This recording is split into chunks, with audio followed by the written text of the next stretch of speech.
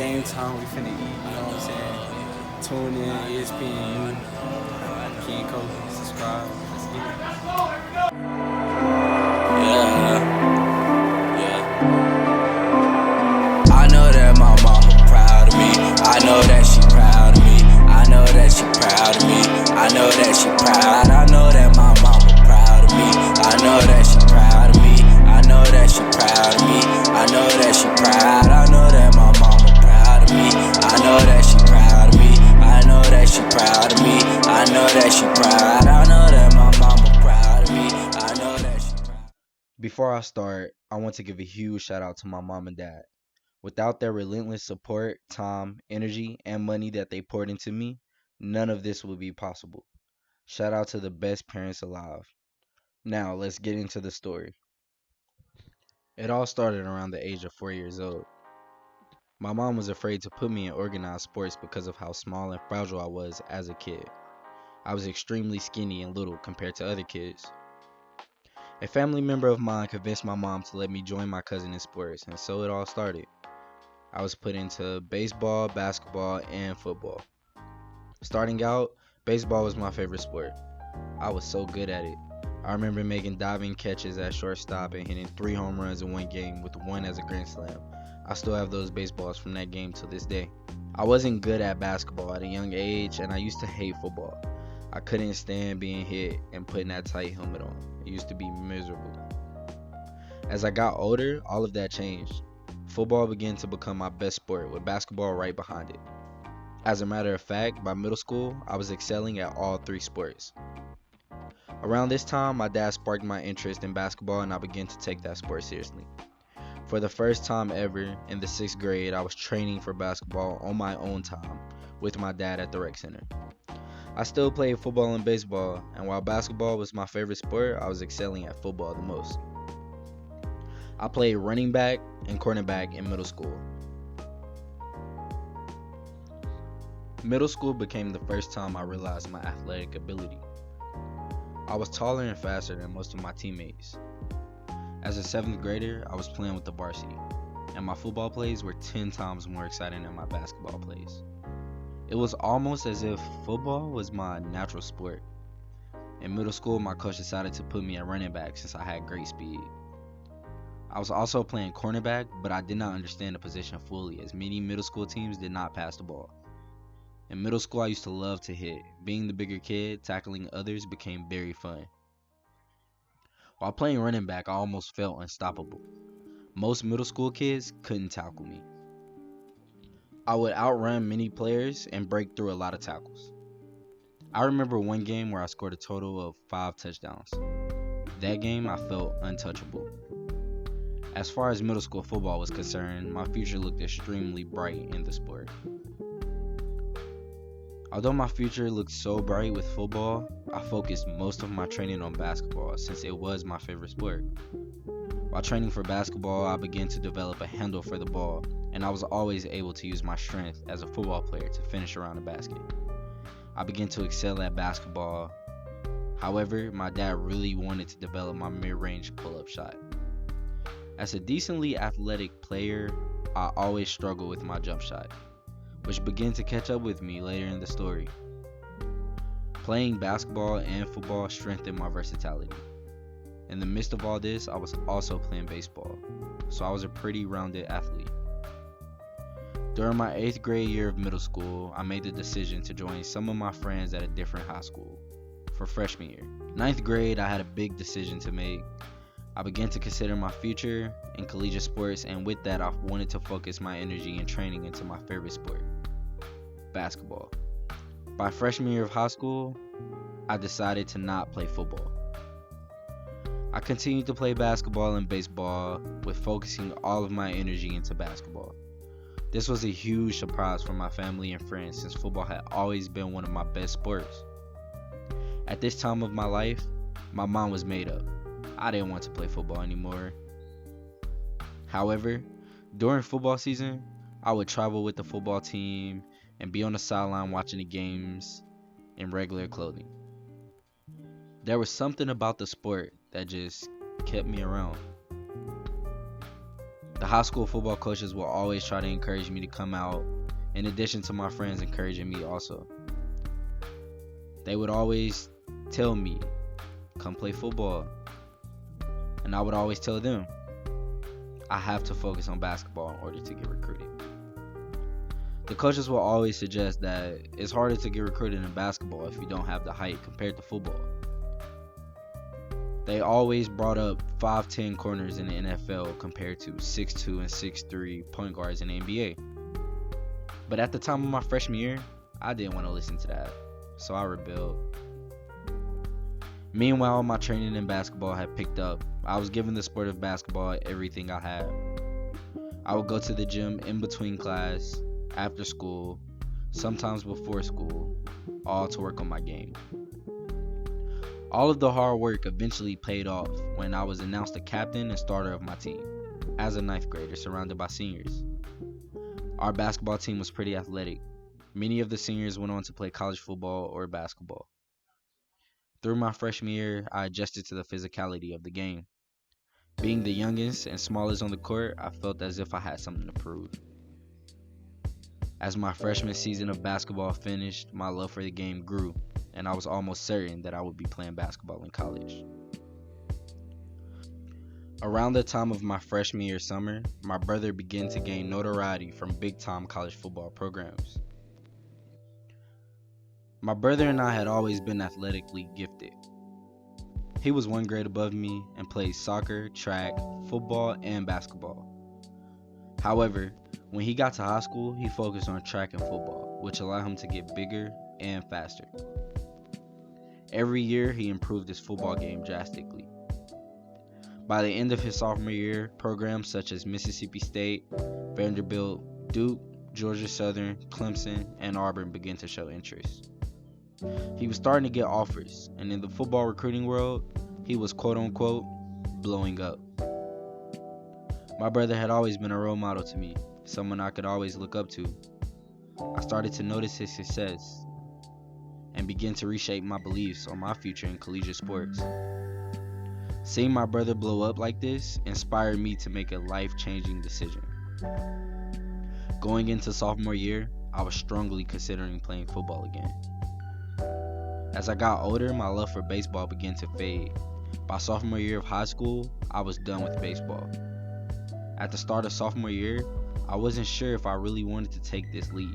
However, 2 games in the football season, I decided to go talk to the head coach about joining the football team.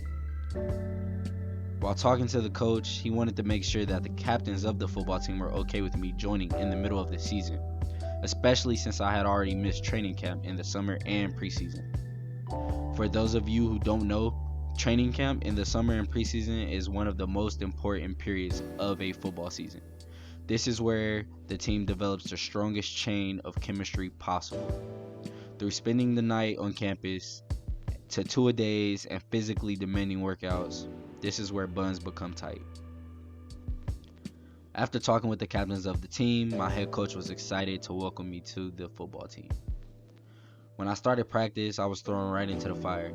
They had a big game coming up that week, and I had to adjust and learn the playbook and everything I possibly could within the shortest amount of time.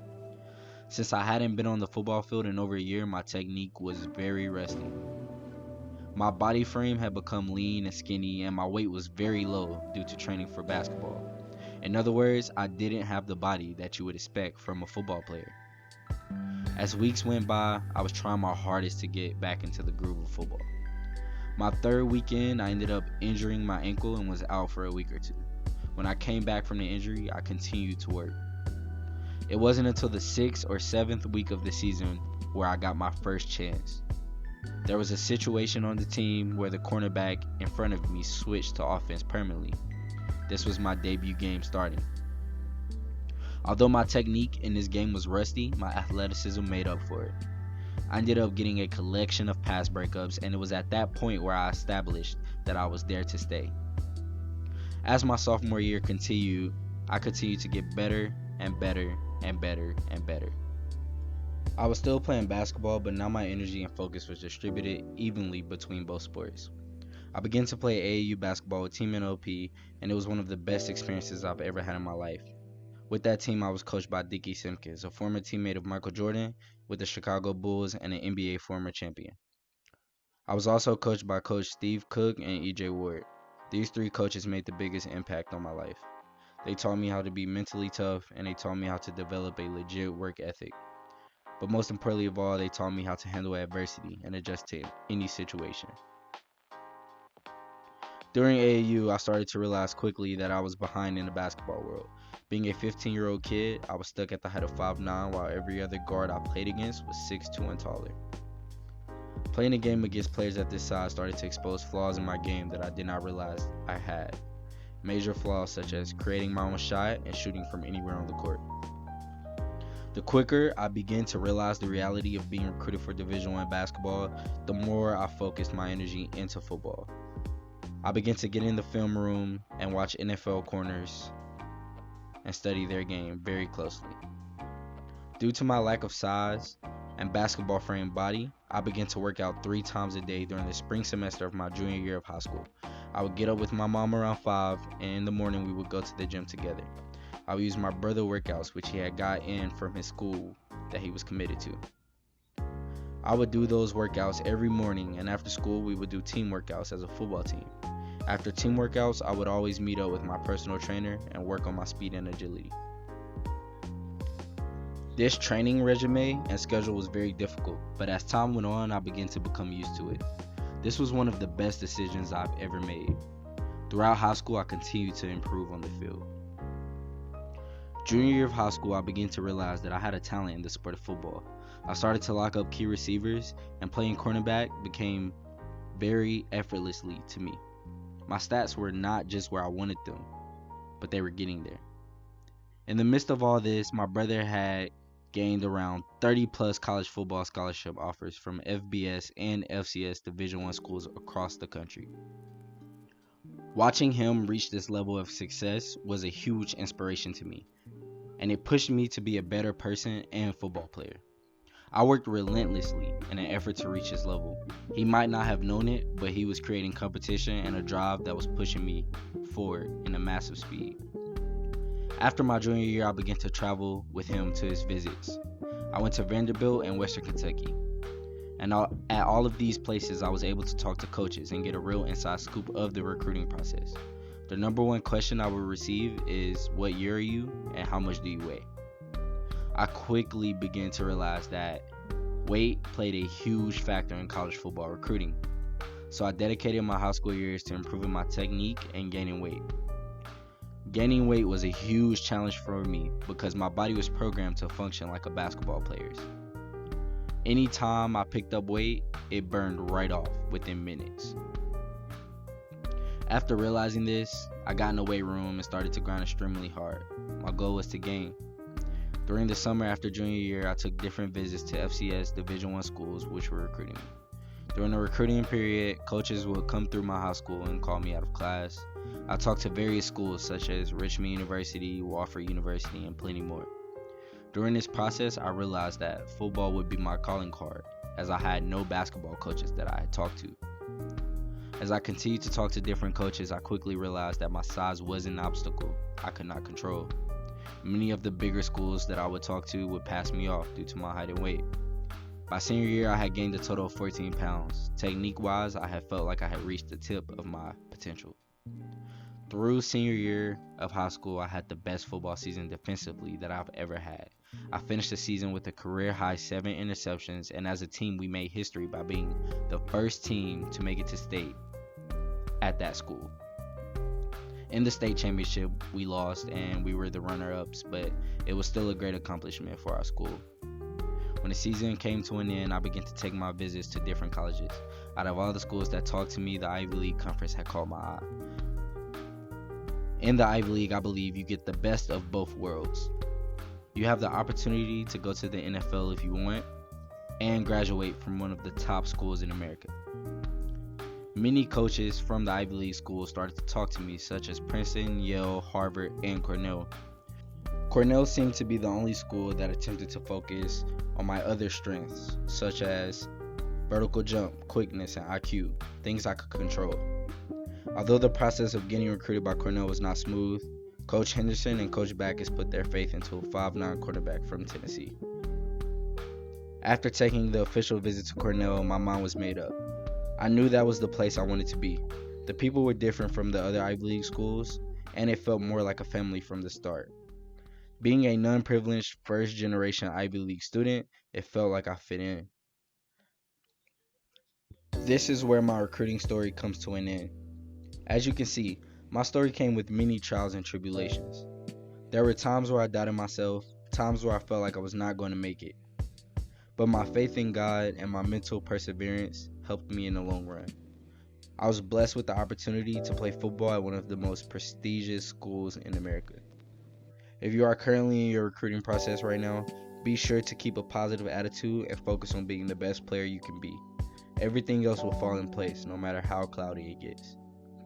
This process can be very daunting and emotionally taxing on athletes, but it's all worth it at the end. And last but not least, remember, whether you're playing Division I, Division II, Division III, NAIA, or JUCO, God has blessed you with this opportunity and ability, so take advantage of it every day, because it could be taken away from you at any moment. Thanks for watching, and we out. Let's get it. Tryna find paradise, ain't tryna see the light. I've been praying through life, but some things just ain't right. We ball every Saturday night, taking private long flights.